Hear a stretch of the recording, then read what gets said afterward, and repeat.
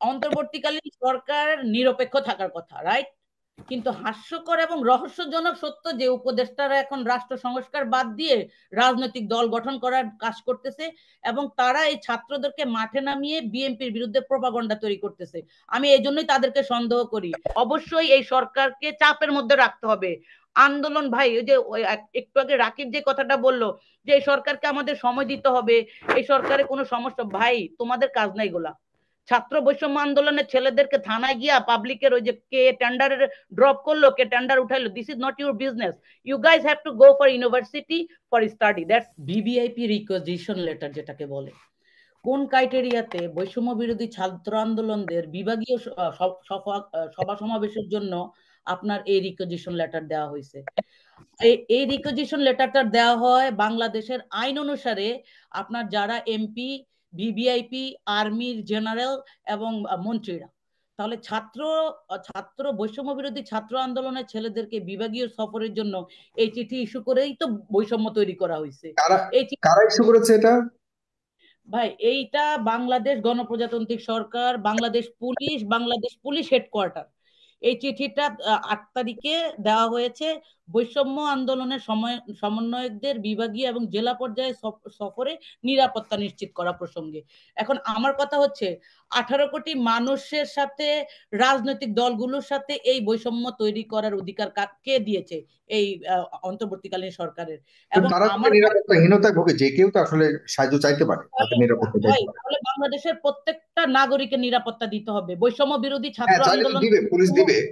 হুম। Exact বৈষম্য বিরোধী ছাত্র আন্দোলন কিন্তু 18 তারিখে শেষ হয়ে গেছে। তারেক ভাইও বলছে, ইসমাইলও বলছে এবং রাকিবও বলছে, শেষ পর্যন্ত সেটা গণ আন্দোলন হয়েছে, গণ অভ্যুত্থান হয়েছে, যেখানে বাংলাদেশের সাধারণ জনগণ, সিপাহী ছিল, সেনাবাহিনীর সদস্যরা ছিল, বাংলাদেশের আমজনতা ছিল, প্রত্যেকটা রাজনৈতিক স্টেক হোল্ডার ছিল। এবং আরেকটা জিনিস আপনাকে বলি, আপনার ফেস দ্য পিপলও ছিল। আমি আপনাকে বলি ভাই, বাংলাদেশের এই আন্দোলন, ভাই তো বললো 13টা সেক্টরে বিভক্ত করা হয়েছে। তাহলে ইন্টারন্যাশনাল যে স্টেশন গুলা ছিল, ফ্রান্সে ছিল, কানাডাতে ছিল, আমেরিকাতে ছিল, অস্ট্রেলিয়াতে ছিল, ইউকেতে ছিল, এই প্রবাসীরা স্টেশন গেছে। এই স্টেশনে যারা দায়িত্ব ছিল তারা কি সমন্বয়ক না? তাহলে সেই সমন্বয়কদেরকে আপনারা টোটালি নেগলেন্সি করে কিছু মাত্র ছেলেদেরকে দিয়ে রাজনৈতিক এবং এজেন্ডা আমি তো মনে বাস্তবায়ন। করি প্রবাসীদের প্রতিনিধি থাকা উচিত ছিল এই গভর্নমেন্ট, এই সরকারের মধ্যে। কারণ আমি প্রবাসীদের ব্যাপারটা একটু চমৎকার কথা বলেছেন মনু চৌধুরী। সরি, আমি কারণ প্রবাসীদের কথা বললে আমি একটু একটু আবেগ আপ্লুত হই, এই কারণে কারণ প্রবাসীরা সবসময় বঞ্চিত ছিল এ- এই আন্দোলনে। প্রবাসীদের যে ভূমিকা ছিল, বাংলাদেশে যারা আন্দোলনকারীরা আছে তারা দেখতে পারেনি, কারণ হলো ওইসব ব্ল্যাক আউট ছিল, বাংলাদেশ সম্পূর্ণ বন্ধ ছিল। এই ডক্টর মোস্তফা সরোয়ার বাদল থেকে শুরু করে বিদেশে যারা আছে, আর বিশেষ করে প্রবাসীরা যে ভূমিকা রেখেছে, আমি বারবার বলার চেষ্টা করেও কিন্তু অনেক সময় পারিনি বোঝাতে যে তাদের ভূমিকাকে কোনোভাবেই ছোট করে দেখবার সুযোগ নেই। অবশ্যই এটাকে মূল্যায়ন করতে হবে। হুম। আমি এখন একটু যেটা সাগর হচ্ছে যে মুনিয়াপা, বৈষম্য আমি বিরোধী একটু ছাত্র প্লিজ আপনাকে আন্দোলনটা বলবো। যখন হয়, তখন বিদেশিরা আপনার মানে টাকা পাঠানো, যেটাকে রেমিটেন্স, ব্ল্যাক আউট করেছিল। একই সাথে প্রবাসে আমরা যারা চাকরি করি, আমার পার ডেতে ইনকাম হচ্ছে $400, বাংলা মানে অস্ট্রেলিয়ান ডলার। তো আমার মতো হাজার হাজার বিদেশিরা আপনার চাকরিতে না যেয়ে যে বিক্ষোভ করেছিল বিভিন্ন দেশে। ওইটা কেন করেছিল? আপনার কি কোটা আন্দোলনের জন্য করেছিল, নাকি আপনার চাকরির এই মুক্তিযোদ্ধাদের কোটা বাতিলের জন্য করেছিল, শেখ হাসিনা পতনের জন্য করেছিল? তাহলে আপনি এই সমস্ত স্টেক হোল্ডারদেরকে তো নেগলেন্সি করতে পারেন না। গত 17 বছর আগে, 17 বছর ধরে দেশ নেত্রী খালেদা জিয়া বলেছিল দেশ বাঁচাও মানুষ বাঁচাও, ঠিক আছে? একই সাথে আমাদের নেতা টেক ব্যাক বাংলাদেশ বলেছিল। আমরাই আপনার 23 দফা দাবি নিয়ে আসছিলাম। তাহলে সেই 14 বছর আর 17 বছরের রাজনীতির যে নেতা কর্মীদেরকে আপনার হত্যা করা হয়েছে, গুম করা হয়েছে, বিক্ষোভ মানে মানে আয়নাঘর তৈরি করা হয়েছে, সেই স্টেক হোল্ডারদেরকে আপনি কিভাবে বাদ দিবেন? আজকে আমি শুধু একটা জিনিস ভাই আপনার সাথে অ্যাড করি, সেটা হচ্ছে যে একটা কথা আছে না যে রাজার, আমরা সবাই রাজা রাজার রাজত্বে। তো আমাদের কথা হচ্ছে যে আমরা এখন বৈষম্য বিরোধী ছাত্র আন্দোলনের কয়েকজন মানুষকে দিয়ে ব্যাকগ্রাউন্ডে যদি সরকারের উপদেষ্টারা রাজনৈতিক দল পুনর্গঠনের কাজ করে, তাহলে আমরা মনে করি আমরা রাজার দেশে রাজা না, আমরা প্রজারা এখন পর্যন্ত নির্যাতিত, নিপীড়িত এবং এই বৈষম্যের শিকারী হচ্ছি। এটাই বাস্তবতা। আরেকটা জিনিস আপনাকে বলি, জনাব তারেক রহমান আপনার আমাদের হাজার হাজার ছেলে মেয়েদেরকে আন্দোলনের জন্য নির্দেশ দিয়েছিল। যুগপৎ আন্দোলনের ঘোষণা কে দিয়েছিল? তারেক রহমান দিয়েছিল ইউকে থেকে। তারপরে আপনার সমস্ত রাজনৈতিক দলকে ঐক্যবদ্ধ করে প্রেসে চিঠি কে দিয়েছিল? তারেক রহমান দিয়েছিল। এখন হাসনাত আব্দুল্লাহ যে এই ধরনের কথা বলবে, ইসমাইল সম্রাট, আমি তোমাদের কাছে জানতে চাই, তোমরা কি তাকে জবাবদিহিতার আন্ডারে নিয়ে আসবে না? এটাই তো হওয়া উচিত। একজন নেতা ব্যক্তিগত মতামত দিতে পারে না, যখন সে রাজনৈতিক মঞ্চে কথা বলে তখন সে আর সমন্বয়ক টমন্বয়ক থাকে না। রাজনৈতিক খাতায় আপনারা যখন নাম লিখিয়ে ফেলছেন, তখন আপনারা রাজনীতিবিদদের মতো কথা বলতে হবে। শুধুমাত্র ওরা তো বিএনপির নেতা। নেতৃত্ব দিয়েছে, ওরা তো এখনো পর্যন্ত যেহেতু রাজনৈতিক সরকার আমি আমি আসেনি, একটু সময় দেবো। ওরাই তো আমি দেখভাল করবে, দেখভাল করার জন্য তারা তারা যাচ্ছে। অন্য কোনো উদ্দেশ্য মনে হয় তাদের মধ্যে তো নাই এখন পর্যন্ত আপনি এই বিষয়ে আমি একটু 1 মিনিট ভাই, দিলে মুন্নি আপা, আগর সেটা ভাই, হচ্ছে হ্যাঁ, আসছি ইসমাইল, আসছি, ভাই সম্রাট, আসছি, হ্যাঁ, শেষ। আপনার কথা বলি আপনাকে। অন্তর্বর্তীকালীন সরকার নিরপেক্ষ থাকার কথা, রাইট? কিন্তু হাস্যকর এবং রহস্যজনক সত্য যে উপদেষ্টারা এখন রাষ্ট্র সংস্কার বাদ দিয়ে রাজনৈতিক দল গঠন করার কাজ করতেছে, এবং তারা এই ছাত্রদেরকে মাঠে নামিয়ে বিএনপির বিরুদ্ধে প্রপাগন্ডা তৈরি করতেছে। আমি এই জন্যই তাদেরকে সন্দেহ করি। আমি আপনাকে বলি, মইনুল আহমেদের প্রেতাত্মারাই কিন্তু এখন আপনার এই সরকারের উপদেষ্টা মন্ডলীর সদস্য আছে। আমি নাম মেনশন করে কাউকে ছোট করতে চাই না। আরেকটা জিনিস হচ্ছে, বাংলাদেশের আইন উপদেষ্টা কেন এখন পর্যন্ত আইন পরিবর্তন করতেছে না? এখন পর্যন্ত কেন বিশেষ আইন বাতিল করছে না? ডিজিটাল আইনগুলো এখন পর্যন্ত বাতিল করছে না কেন? এবং বিচারকরা এখন পর্যন্ত, আওয়ামী সময়ে যে সমস্ত বিচারকরা ছিল, তারা এখনো আপনার আদালতে কাজ করতে পারতেছে। তাহলে এই সমস্ত ঘটনাগুলো আপনারা শেষ না করে রাষ্ট্র সংস্কারের কাজ করতে, রাষ্ট্র সংস্কার বাদ দিয়ে আপনারা রাজনৈতিক দল পুনর্বাসনের চেষ্টা করবেন, এটা তো বাংলাদেশের মানুষ মেনে নিবে না। রাজনৈতিক আরেক দল করছে, এটাও বা আপনি কিভাবে দেখবেন? তারা তো এরকম ভাই, কোনো কিছু বলেন। বৈষম্য বিরোধী ছাত্র আন্দোলনের 2-3টা ছেলেকে বিভাগীয় সফর, ওদের এত টাকা কোথা থেকে আসে?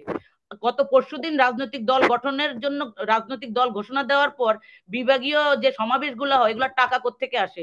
আমার কোশ্চেন আপনার কাছে, এই সমস্ত অডিট করতে হবে। এই ছাত্ররা 15 দিন আগে রাজনীতি করতে নেমে এখন আপনার ল্যান্ড ক্রুজার গাড়ি দিয়ে বিভাগীয় সমাবেশ করতেছে, এবং আসিফ আজকে কুমিল্লাতে আপনার বৈষম্য বিরোধী ছাত্র আন্দোলনের ওখানে বক্তৃতা দিতে গেছে। তাহলে আমার কথা হচ্ছে যে উপদেষ্টা পদটা ভাই বাতিল করে দেন, ওই যে ফ্ল্যাগ নিয়ে যে গাড়িতে ঘুরতেছেন ওই ফ্ল্যাগটা নামান, তারপরে আপনি রাজনৈতিক মঞ্চে উঠে বক্তৃতা দেন। এটাই হওয়া উচিত। যদি এটা না হয়, আমি মনে করি প্রত্যেকটা রাজনৈতিক দল তাদের যে অধিকার আছে, এই যে অন্তর্বর্তীকালীন সরকাররা যে এজেন্ডা নিয়ে আমরা তাদেরকে চেয়ার দিয়েছি, এটার মেন উদ্দেশ্য হচ্ছে আপনার নির্বাচন করা, রাষ্ট্র সংস্কার করা, that's it. They do not do anything against political parties. আজকে আরেকটা জিনিস আপনাদের মাধ্যমে বলি, জামাতের যে কথাটা বললেন ভাই, একটু আগে তারেক ভাই বললো যে আমির সাহেব বলেছে এক জালিমের হাত থেকে আরেক জালিমকে দিব নাকি।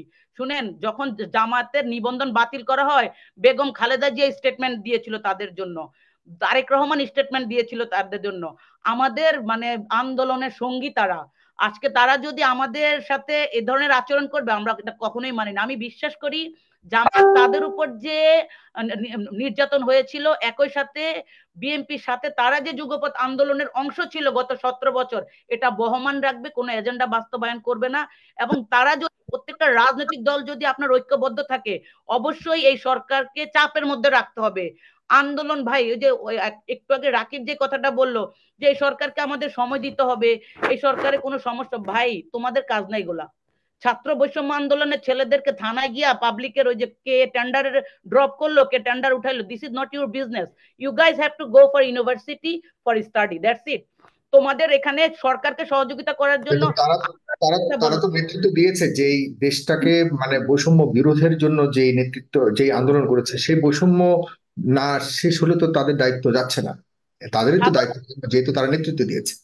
ছাত্র আন্দোলনের এই যে হাসনাতের আজকে বক্তব্য, যে ছেলেটা আপনার চ্যানেলে এসে, আপনি ভুলে যান কেন? এই ছেলেটা আচ্ছা আপা, ছাত্রলীগের আমি একটু আপনাকে ছোট করে বলতে চাই। আপনি এই বললেন যে ছেলেটাকে আমাদের দায়িত্ব না, আপনার ছাত্রলীগ আমাদের দায়িত্ব না, কার দায়িত্ব আপনি একটু বলবেন? ছাত্রলীগের পাশে তার ছবি ছিল, ছাত্রলীগের শেখ মুজিব নিয়ে এসে বক্তৃতা দিচ্ছে, ছাত্রলীগ না করলে ছাত্র রাজনীতি সফল হবে না। এই ছেলে কিভাবে বৈষম্য বিরোধী ছাত্র আন্দোলনের ব্যানারে না না, থেকে ও তো প্রুফ, ও দেখে ছাত্র ওই আন্দোলনের সময় সে সম্পূর্ণভাবে প্রমাণ করেছে। সে আমাদের চ্যানেলে এসেও এই ধরনের, তখনও তার বিরুদ্ধে এই ধরনের কথা বলেছে। সে তো এসে চ্যালেঞ্জও করেছিল যে আমার বিরুদ্ধে যেসব অভিযোগ এসছে সেগুলো প্রমাণ করুক সে। এখন আহ, আসুক আপনার চ্যানেলে। এখন হাসনাতকে আপনি ফোন দেন তো পান কিনা? তখন আসছিল কায়দা, তো একদম ভাষায় ফেলছে, ফেস দা পিপলে। এবং এই সমস্ত ছেলেদেরকে আপনার চ্যানেলে আপনি এনে পুরা বাংলাদেশের 3 লক্ষ 4 লক্ষ মানুষকে দেখাইছেন। তাদেরকে আপনি প্রমোট করছেন, এখন আপনি ডাকেন তাকে, আমি সে যদি প্রমোট না, ডেফিনেটলি যে কোনো প্রয়োজনে আমি তো তাদেরকে আনবো, সামনেও আনবো, ডেফিনেটলি প্রয়োজন হলে সবাইকে আনবো। আমাদের এখানে তো কোনো কাউকে আনবো কাউকে আনবো না এই ধরনের বৈষম্য আমাদের অন্তত পক্ষে ফেস দ্য পিপলে নাই। হুম। তো আপনার তাই এখন তো আপনার ফোন ধরে কিনা আমার এটাই সন্দেহ। হাসনাত আব্দুল্লাহ সেটা একটা ঘটনা না, ঘটাইছে। আমি আমি আজকে চেষ্টা করেছি তাদের, আমি বলেছিলাম আপনাকে তারা আই মিন ইয়ে তো এসছে, রাকিব তো এসছে, তারা হয়তো কারণ তারা এখন ইয়ে ভ্রমণে আছে বা ক্যাম্পেইনে আছে, তারা এই কারণে হয়তো যুক্ত হতে পারেনি। এই ভাই নিয়ে তো আপনি প্রচুর একটু সময় দেন, আমি 2 মিনিট বলেছি, রাকিব যাইতে হবে। জনাব হুম। তারেক রহমান বিরুদ্ধে যে ধরনের প্রোপাগন্ডা মিথ্যাচার করলো, কটাক্ষ করলো, তাহলে রাকিব আর সম্রাট দায়িত্ব নিয়ে বলুক যে আমরা তাদের পক্ষ হতে ক্ষমা চাচ্ছি।